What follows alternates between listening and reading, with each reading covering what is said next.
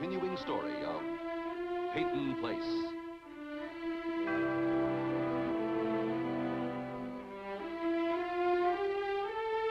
Starring Dorothy Malone as Constance Mackenzie, Warner Anderson as Matthew Swain, Ed Nelson as Michael Rossi, Mia Farrow as Allison Mackenzie, Ryan O'Neill as Rodney Harrington, and Barbara Parkins as Betty Anderson.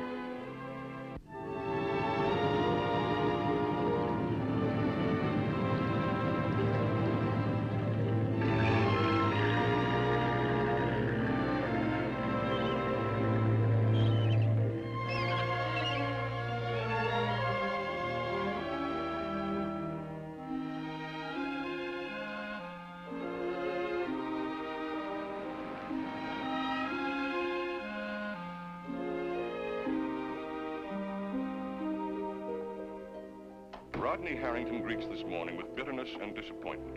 For the conflict between his brother Norman and Joe Chernak has erupted into violence. But neither Norman's defeat nor Rodney's concern will bring an end to the Joe Chernak ordeal. It was the lowest tide in 30 years, and the whole of Peyton Place went down for a clam bake, the likes of which you'll never see. Clams the size of hubcaps, and they burned railroad ties to make a fire big enough. Oh, good morning. Good morning. You care for a cup of coffee? No, thank you. I'm late for work. Yes, well, I'm late getting down to the chandlery. But if you'll take a minute for a cup of coffee, sometimes the world settles down in the next. Sometimes. Sometimes not. Thank you.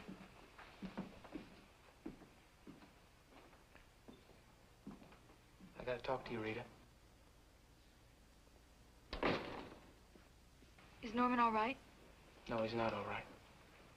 He's lying upstairs, beat to a pulp. He's on the brink of... I don't know what. Now, I want to know why. Why? Because of me. Isn't it obvious? I wish he'd never met me. But he did meet you. And he liked you, and he trusted you. And he believed in you. And that was very important to him. Now, something happened to wreck all that. Yeah. Joe Chernak, I know. But how? Every time things are right with Norman and me, Joe shows up. Taunts and lies and all sorts of stuff about me. Like making Norman think that something happened in the warehouse between me and Joe. He plants a whole new crop of doubts, and he just kind of backs off and laughs. I know Norman. He doesn't mean to believe all this stuff Joe tells him. I know he doesn't. But he just can't help himself. And I can't help it much either.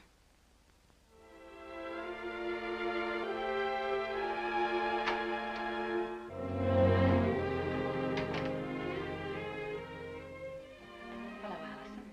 Hello, Mrs. Schuster.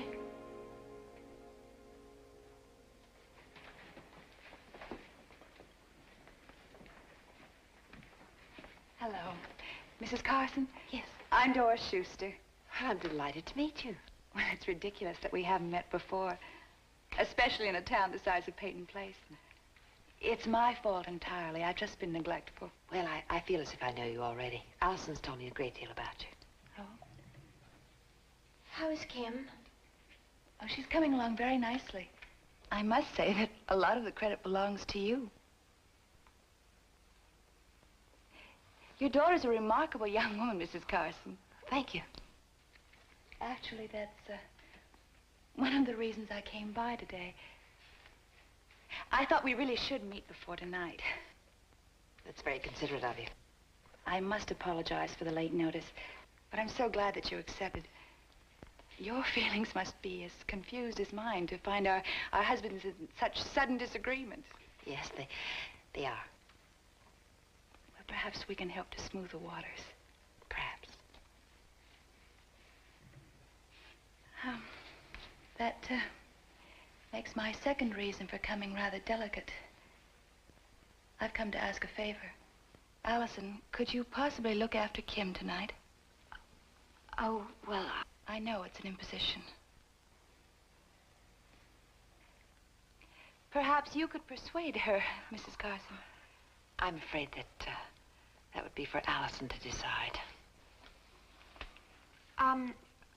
At least it'll give me a chance to see her again. Thank you, Allison. We'll expect you this evening. Goodbye. Bye-bye. Goodbye.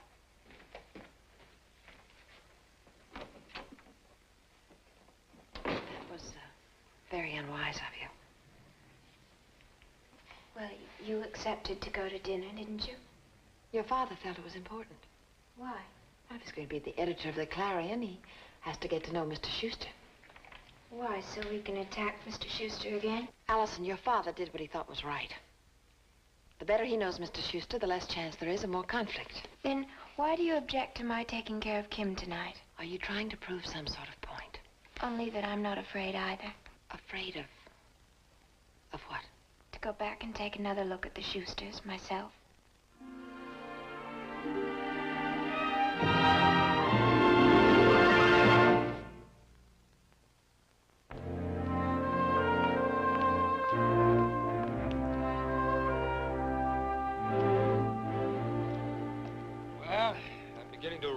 What my big problem is going to be.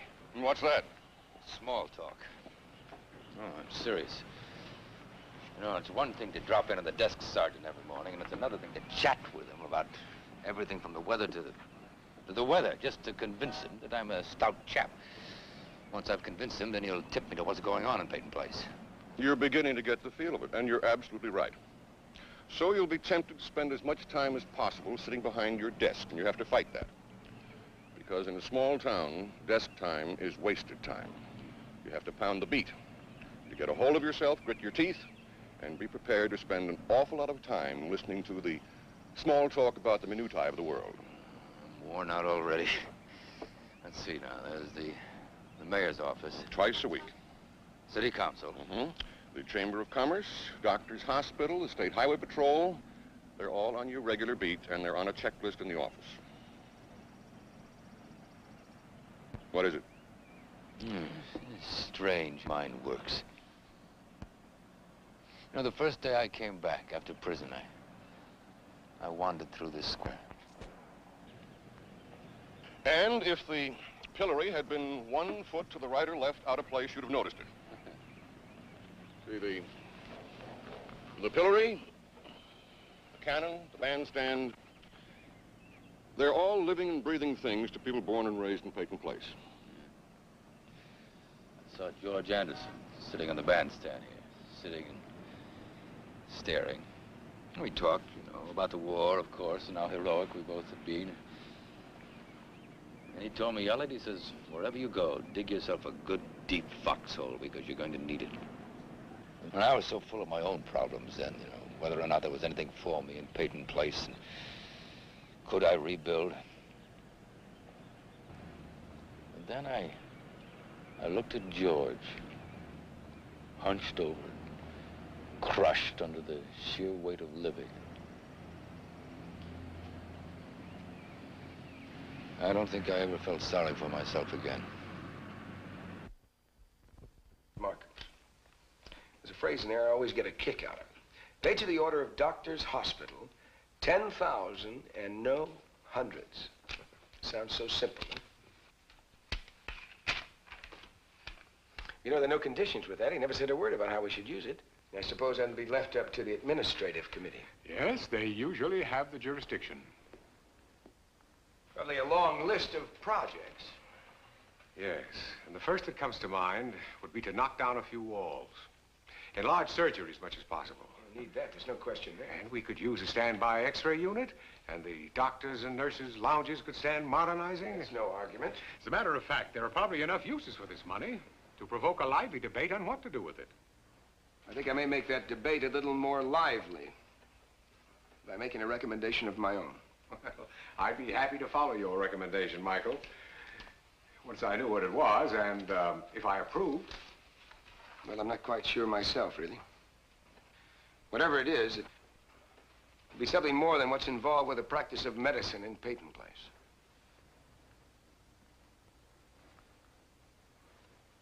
Vincent Markham has left a lasting impression on you, hasn't he? Impression?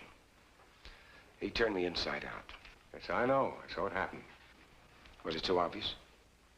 You're not the first man on earth to question his own choices.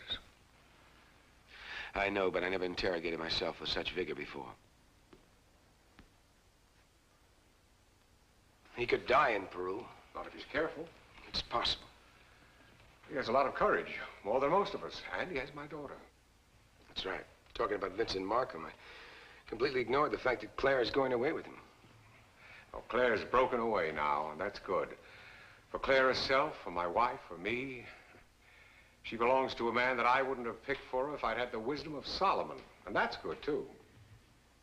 Well, they'll be in Lima soon, then the mountains. There are no mountains here.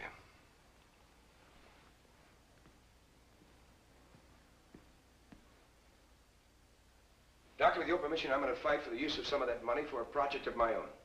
In a way, we wouldn't have the money if it weren't for you. I know. I won't mind fighting for it anyway. I'll be happy to fight right along with you, Michael, once you decide what it is you want. Thank you for understanding, Doctor.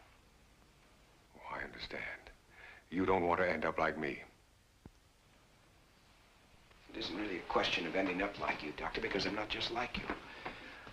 Nor am I saying that I'm better than you. Nor do I want to stand back to back with you to see who's the taller.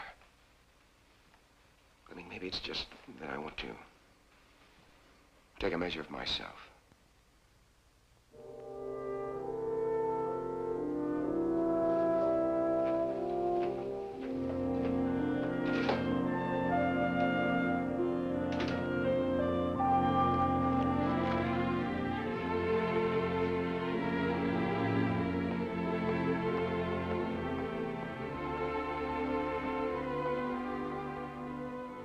Betty?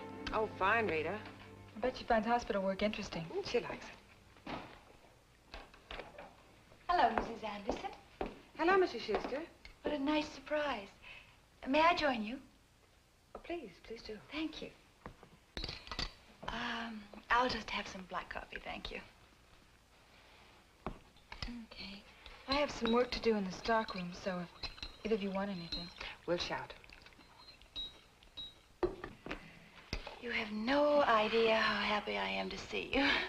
I was just hoping that I'd run into somebody that I knew so I could stop running for about 30 seconds today. Oh, those frantic last-minute preparations. Frantic, you have no idea. I had to come into town to pick up the turkey and the hams from the butcher because his truck broke down. Well, I've been running a little bit myself. I spent almost an hour going over bank statements this morning. Really? Mm-hmm. The mill banking? Yes. You know, Mr. Schuster tells me that you are a very great help to him. Thank you. He got off to Boston all right this morning. Good. Good. He ought to be there by now. This is a very important moment for him. I guess it is.